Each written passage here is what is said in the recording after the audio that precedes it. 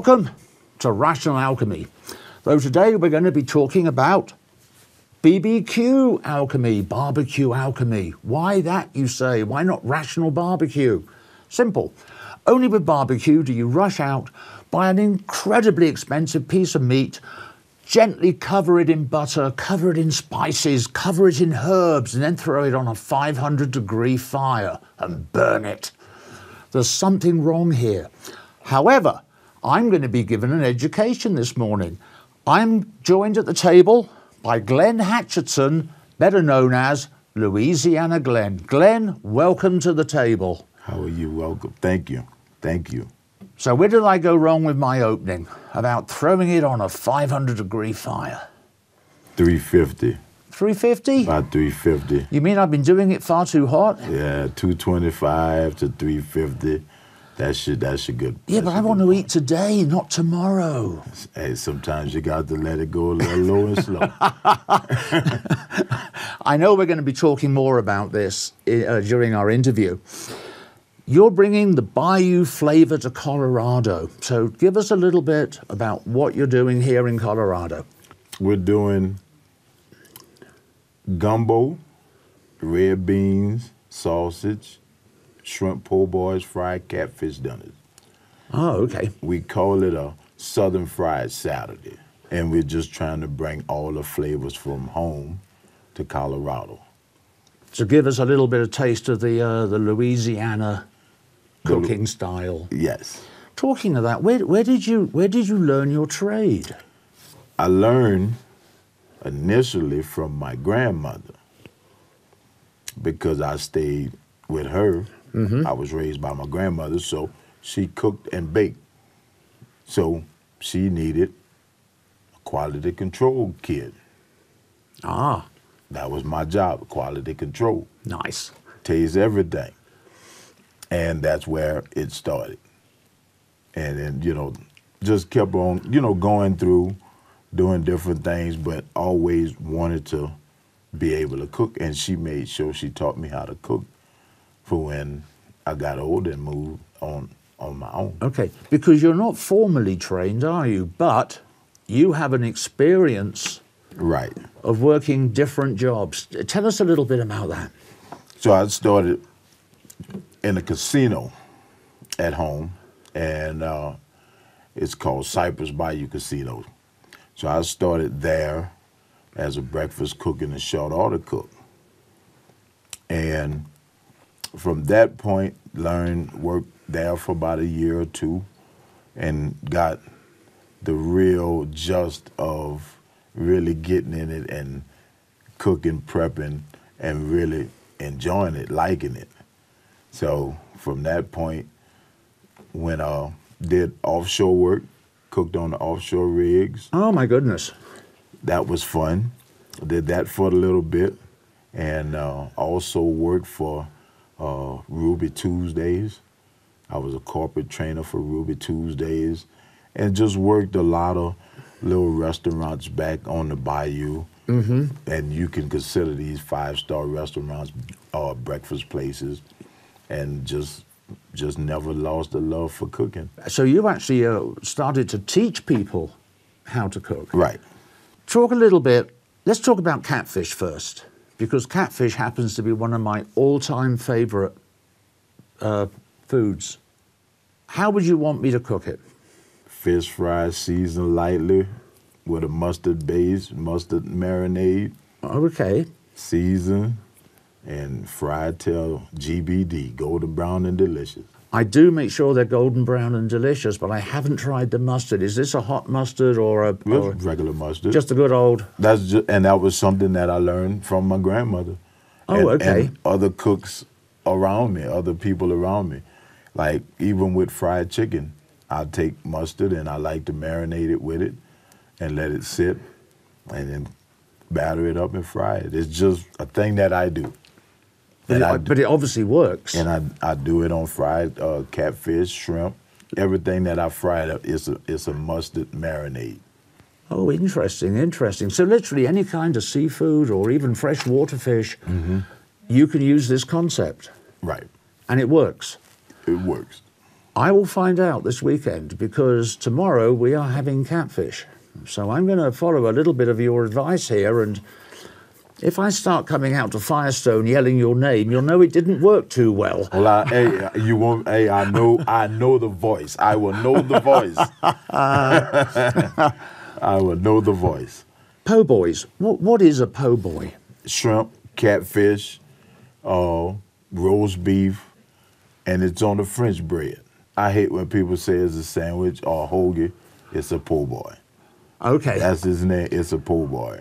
And your base is mayonnaise, mustard, lettuce, tomatoes, pickles. Mm-hmm.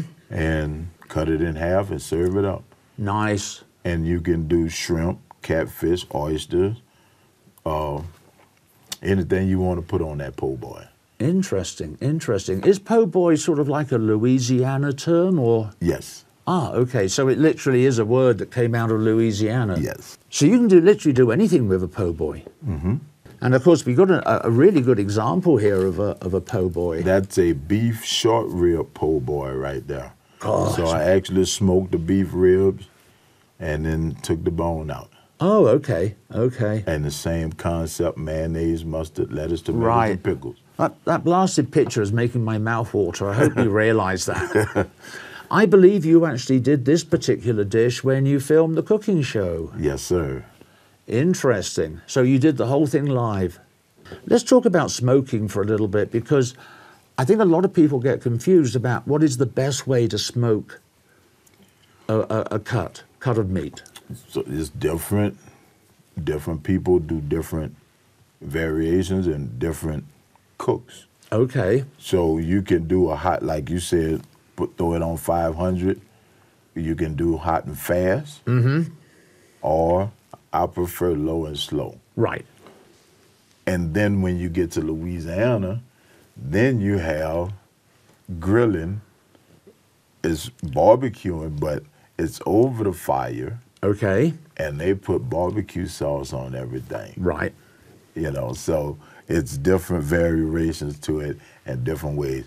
I like low and slow. I love it. Mm-hmm. Yeah, just to sit, just to crank up the fire. Just to let it sit there. And when you see the clean smoke come out the smoker, when you see the clean smoke, that's oh, you know it's done. Not done. You know you're good. Ah, okay. When you first start, you'll have a lot of blue smoke. Yes, yes. That's dirty smoke. That's interesting. I had never heard that trick before. It's a lot great tip. But it's a lot of things with this barbecue where people think it's, okay, we could just do this, but it all comes with fire management. Right. First off, you have the fire management, know when it's time to throw your meat on. Yes, yes. You know what I'm saying? Oh, yes. When it's time to add another log, you don't want to add too many logs. Because it'll get too hot. You'll get the dirty smoke again. Right. And then your meat will taste like, basically like you have lighter fluid on it. Oh, wow. You get a very strong flavor. A strong flavor. You don't want that strong flavor. So it's just, you know, it's a time, it's windows where everything happens. And, you know, long as you follow that. Right. And a lot of people, like I say, with me personally, when I smoke meat, I like to take my wood and put it on top of the firebox. Ah, okay. Because once that wood heats up, you can put it in your fire and it's going to automatically heat and it won't smolder and cause that blue smoke again. I'm with you. That is another very good, I'm with you, yes. Take your logs, what you're going to use, and sit them on top. Sit them on top, get them nice and warm, and then use them as required. And then it'll flame up and you'll get your same temperature wherever you at. 225 to 300, 350, it'll stay right there and never drop or move long as if it's warm, heating up. Right. And it's not cold. It's kind of interesting we're talking about slow cooking here because, see, our director, Kirk, when he has ribs, he likes the meat to still be on the bone. Right. So he likes to rip it off with his teeth, whereas I prefer the meat to fall off the bone. What's your favorite? Either one. Either one? You Either don't care? one. I like it both ways, but I'm part of the Rocky Mountain Barbecue Association, so I do backyard barbecue competitions. Ah. So that's where cooking at home won't be the same as cooking for judges. Oh, right. Okay. Because the fall off the bone at home, they don't want that. They want that bite. Oh, they want the bite. They want the one bite where you pull, where it comes off the bone when you bite it, that one bite. And that one bite will either make you or break you. Right, right. That's kind of interesting, because it means that whenever you go to a cooking competition, you have to know what the judge's favorite is. And you never know. And you never know. Well, you must do after a number of competitions if it's the same judge. A lot of politics with it.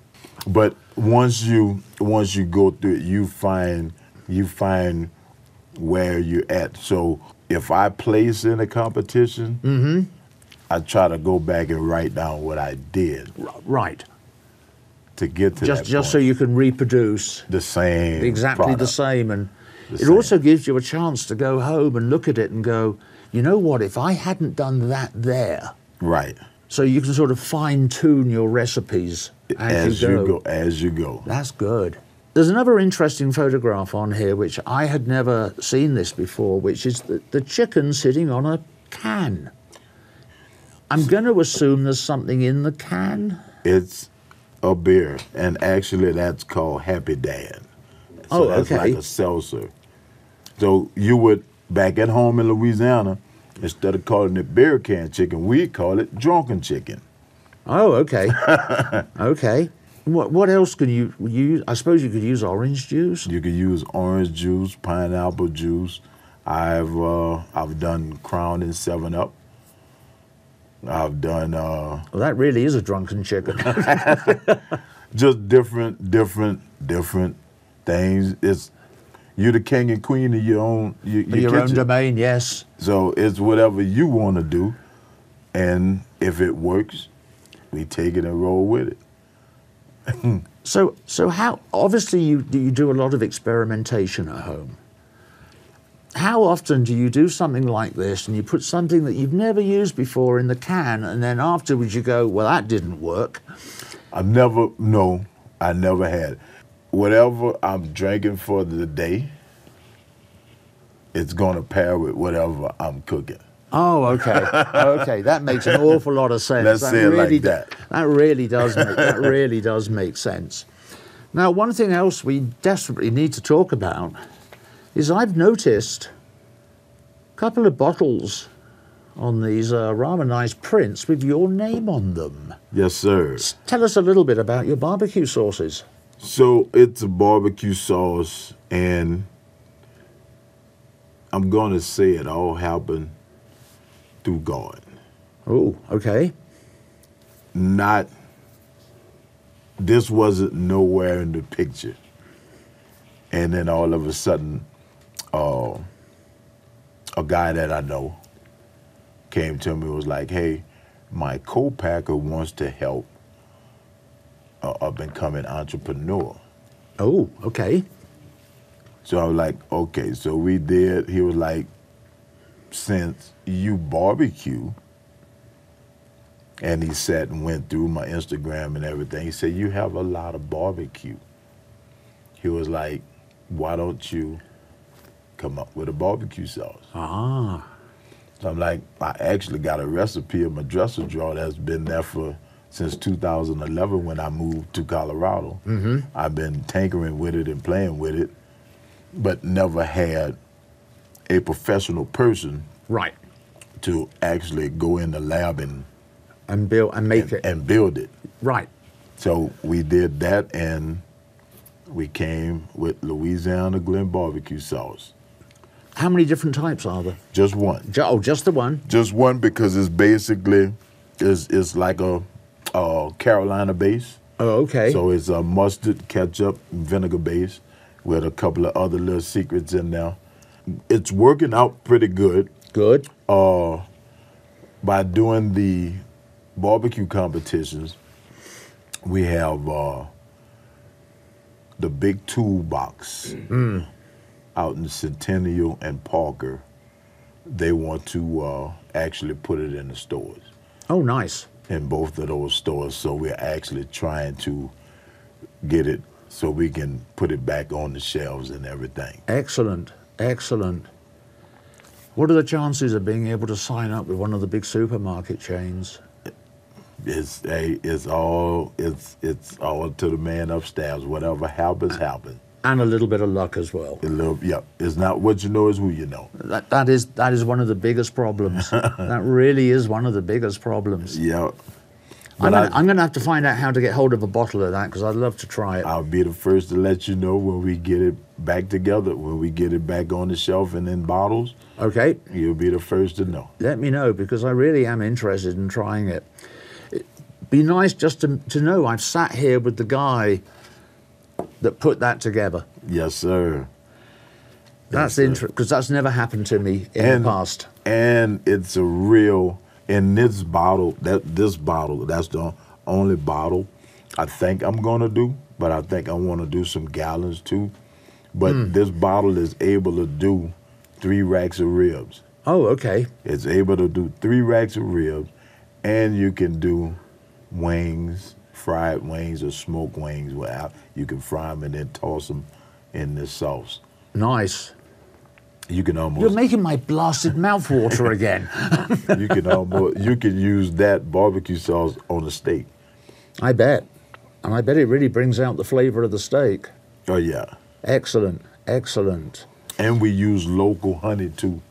Oh, good. We use local honey in it. That's one of the secrets. I'll give you that one. Okay. We use local honey from Loveland. Do you have any closing words that you'd like to leave with us or a barbecue tip that people just have never heard about before? When barbecuing, it's barbecuing, smoking, always take your time. And don't rush it. Don't rush it. Once it's on the smoke and the fire, it's pretty much, you have to let it do its own little thing. Right. And it just, don't rush it. If you don't rush it and it comes from the soul, it will be a whole lot better. Oh, okay. Put a little love in it. Don't try to do it fast. You don't want the microwave barbecue. No. You don't want it fast. Low and slow. Right. Actually, I have thought of one final question I'd like to ask you. These pellet smokers have become all the rage, and you can see them in Ace and all the rest of it. Would you go with a pellet smoker or a straight wood smoker? What would be your preference? I don't do pellet I don't do pellet smokes, that I don't wear skinny jeans. Oh, really? Don't do pellet smoke and don't do skinny jeans. Okay. We real wood. So what about myself? Would a pellet smoker give me what I want, or do you say? Will. It will. Okay. It will if you are the type to sit in the house and do it from your phone. Oh, that's not me at all. You know what I'm saying? Or if you want to do it from your phone and sit down, you take all the joy out of it. Right. That's my opinion. That's my opinion. And I respect that opinion. That's my opinion. Really do. That's my opinion. I really do. And can I add something to the end? Of course. And I want to throw something in, and we can get all these different flavors, the ribs, the gumbo, the red beans. We can get them here in Meade, Colorado, at the Mercantile on Highway 66. And we do it every other Saturday. Ah, okay. We do it every other Saturday. And if you need anything smoked, grilled, fried, dyed, laid to the side, holler at me. Excellent. Now I know where to find you every other Saturday. So this is an off Saturday. So I'd imagine next Saturday. December 16th. December 16th. December 16th. We will be doing the roast beef po' boys. Yeah. The catfish po' boy, and I will break out a surf and turf po' boy, which will be the roast beef with fried shrimp over the top, not your average surf and turf steak and shrimp. Understood. We throw a twist in it. Excellent. We throw a twist in it. Most excellent. Glynn, it's been a pleasure talking to you. And sorry. And one more thing. Yes. Oh, this is your second one more thing. So always remember when you're doing this. Yeah. Always remember one thing. Once you put your pellets or your wood in the smoker and the meat starts smelling, the smell will be leaking and the neighbors will be peeking. That's true. that has happened to me, actually. Yeah. Glynn, thank you so much for coming in today and talking about yourself, your background. I mean, we could probably talk for a whole interview just on your time on the rigs, because I bet you've got some really interesting little stories along those lines. So, Glynn, once again, thank you so much for coming in. And thank you for having me. And it's so nice to sit down at the table and talk to you. It really is. Okay, everybody, I hope you have picked up a couple of tips and tricks when it comes to barbecuing. I know that I have, and this man here has made my mouth water 3 times now on camera. I'm hungry. Glynn, thank you, my friend. Everybody out there, thank you so much for joining us at the table. Don't forget to subscribe to the channel. It's right there. Hit the subscribe button, please. Okay, everybody, I'm Nigel Aves, your host, signing off. Thank you so much. Bye-bye.